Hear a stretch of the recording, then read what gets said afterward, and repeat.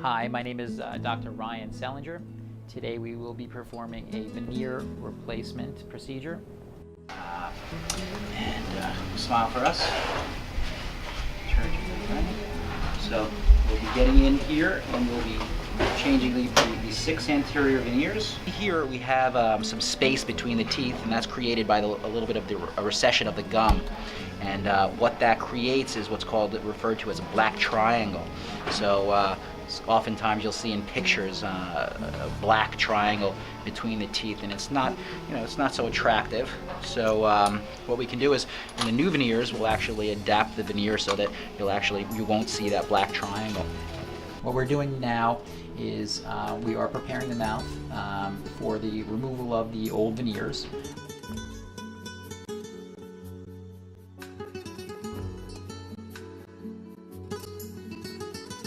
I'm placing some cotton rolls in the cheeks, and what that will do is it'll give me a place where I can place my fingers and pull up our patient's our lips so that we can work. And the mouth prop is used so our patient is able to just rest their jaw on that. They don't have to stay open, they just can rest and relax. Here we see we have begun to remove the old veneers. I like to place slots down each individual tooth. What that does is it allows us to easily remove the veneers or separate the veneers from the underlying tooth structure. Here you want to be extraordinarily careful to place enough of these slots so that you don't damage the underlying tooth structure. We use a lot of water, and then we use a separating tool to actually break the old veneers off the teeth and make sure that that the natural tooth is not harmed. Once the veneers have been removed, we go back to the teeth and we prepare the teeth. In order to verify that we have prepared our teeth enough, we place a tooth preparation guide, a mold or a negative impression of our wax up with a window in the anterior or in the front of it, so that we can look through and place it in the mouth and see that we actually have the adequate tooth preparation. The next step is to get the teeth and the mouth ready to take impressions of the teeth. Impressions are made so that we can make models of the teeth, and actually the lab uses the models to actually fabricate the veneers. Anything sharp underneath the veneer will make the veneers a little bit more susceptible to fracture and failure down the road. And now we are going ahead and we are going to prepare the gum tissue for the impression. We want to retract the gums away from the tooth structure so that we get a very, very accurate impression of just the teeth alone.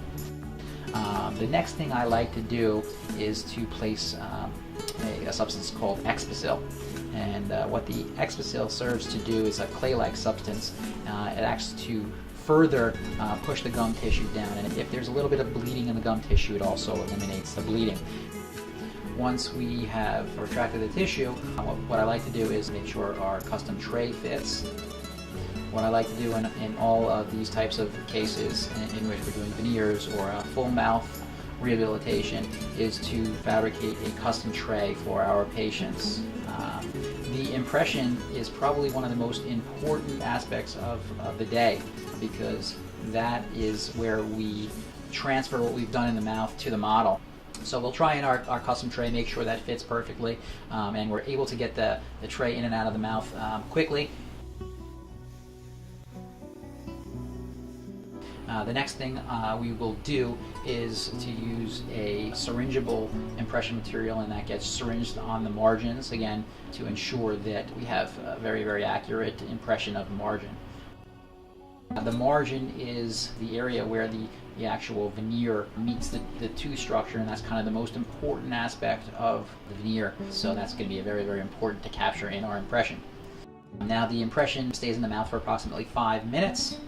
And we also, once we pull it out of the mouth, we often pull the retraction cords out. And you want to obviously count those retraction cords. After our impression is made, the next step in this journey is to make sure we get a good bite registration. Bite registration is used so that once the models are made, we can actually put the upper model and articulate the upper model to the lower model. The next thing we do, especially when we're doing these larger cases in which we have more teeth that are prepared, we want to use what's called a face bow. What the face bow allows us to do is actually put the models on a machine, and this model actually will replicate the functionality of the jaw based on these measurements, so that we, at the end, will have models, an upper and lower model of the mouth that closely replicates the way it functions in the patient. Extremely important, especially when you're doing anterior teeth, to get the functionality of the teeth. Obviously, it's not enough to make them look pretty. We have to make them function as well, and this is how we do it. After our records are taken, we are preparing the mouth or preparing the teeth to receive the temporaries. The temporaries are fabricated using a mold of our wax up. It's a negative impression of the wax up, and we are able to place a resin material in the mold and place that on the teeth. In order to get the temporaries in the mouth, we have to prepare the teeth, and we disinfect the teeth. We use Conceptus, a chlorhexidine. It's a fantastic disinfectant, and you'll see me using that throughout the procedure. We have to really make sure that these teeth are very clean throughout. So the first thing we'll do is we'll disinfect the teeth, and then we will use an etchant. What the etchant does is it roughens up the tooth structure so that we have more tooth surface or more surface area, so that we get a better bond. After we etch, we place a bonding agent in the etch. The bonding agent is cured with a light, and that really serves as an interface between the tooth structure and the actual resin, and it helps to bond the temporaries to the teeth. So we see here we have placed the mold with the temporary material in the mouth. We keep that in for 2 to 3 minutes. We want it to set to the teeth, and we remove the excess. Once the temporaries have cured, we remove the mold, and we're left with our temporaries in the mouth. Once the temporaries have set in the mouth, we remove the matrix, and what we'll do next is to fill in any voids that may have occurred by the incorporation of air. In addition, we'll remove any excess material. Once the temporaries are in, we want to adjust the functionality of the teeth, make sure the movements in the mouth are correct, and then we can go back in the mouth and make additional revisions as needed.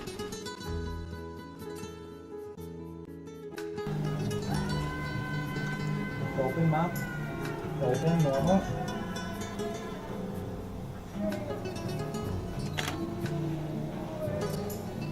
Okay, good. Bite down all the way.